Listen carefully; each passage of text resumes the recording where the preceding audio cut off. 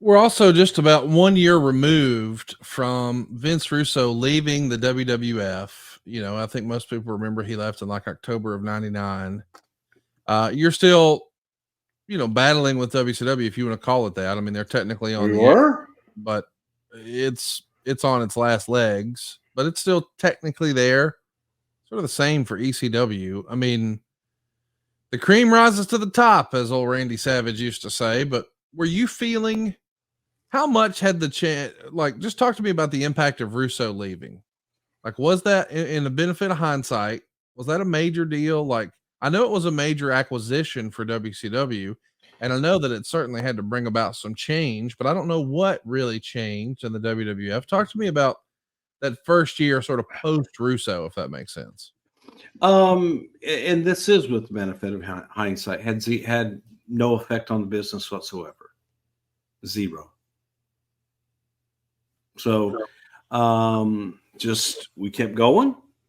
Nobody missed a beat, and you do your job. You put your head down, you do your job, and you go. So, just somebody that wasn't there, and I don't think that him leaving, hurt us at all. Like, not even. It just didn't. You could take away Steve Austin. Did that hurt us? Yeah. Did it? Well, I see what you're saying. The idea is the show goes on, and the show goes on. That's what I wanted to sort of get to, because I know that he's going to hear this, and a lot of his fans and supporters and friends will hear this, and I know what you're trying to say is not meant to be ugly or mean spirited or. It is not, and it's not. You're right. Correct. Yeah. It's just a function of, hey man, business kept going when you left too. I mean, it is what it is. Well, that hurt. No, seriously. I had that conversation with someone today when talking about different people and, if they left, how that hurts. I said, hey, when I was fired the first time, I thought, wow, this place it's going to be screwed up because of everything that I have in place, and I'm running it. By God, I was doing all that stuff. Didn't miss a beat, not a beat. Everybody did their jobs. I think that Vince was able to train people and everybody around him in that if somebody leaves, man, somebody else just replaces them. Or sometimes you find out, you know what? You really didn't need that person. So it's not meant mean-spirited. I said the exact same thing about myself today. And I would say it today. I leave today. Hey, man, I hope that they skip a beat, but it's going to move on. But when I say they'll skip a beat, I mean that for about half a day, they'll figure out who gets my office and, okay, now who's reporting to who, and that's it. It'll move on. Coming off Survivor Series, Nitro draws the worst rating in the history of the show. There's an effort when Raw remains flat to try to spin some things, but it's a 5.01 rating collectively, a 7.4 share. This is the episode of Raw where it features the return of Stephanie McMahon. Stephanie's going to claim that she's trying to get pregnant with Hunter, and Austin just heals on her to the point where she's crying and the crowd is going nuts. Someone that over, like Austin was, and I know Stephanie's a heel. This is interesting because I don't think we would do this today. I don't think you could do this today, but fans were eating it up. I mean, they're going bananas for it. And little did we know, just a handful of months later, he's going to turn heel and they're all going to sort of be a part of this together. This is a march towards a game-changing WrestleMania finish, is it not?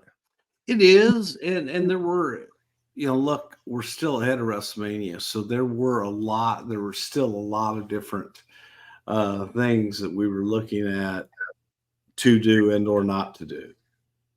So that one wasn't as etched in stone for the aftermath. Look, Right. the match itself, the finish itself, all that was etched in stone as you want to get. So it is, it is crazy. And the things that we were able to do 23 years ago, whew, no, you couldn't do them today. And if you look at them through 2023 goggles, oh my God, how can you do that? Well, you know what, man? Go get in your time machine and go back and go live in that era, and you'll understand. It's the same thing as I watch 1988, 89 with Hulk and Sherry Martel. Yes. Oh my gosh, the things, that we did that were accepted, and audience cheered like crazy to see Sherry get an atomic drop or something like that. It was always interesting. You never hit a woman ever, but you were able to do things to her. Give her an atomic drop. She takes her own bump. Different things like that. Spanking her. Those were things that it was viewed as entertainment, and people knew it. And she was a bad guy. She was a bad person. So she deserved it. And that was society in the 80s. It was a lot different. I watch a lot of MeTV, Alfred Hitchcock. And I just watched something the other night, and the female in the show said something, and the guy just reached across and slapped her across the face. I'm thinking, how could you do that? And she came back and cried, and it was like, that was 1950s, 1960s. It was a different time. And thank God our society has grown to the point that, hey, you know what, man? No, that's not acceptable.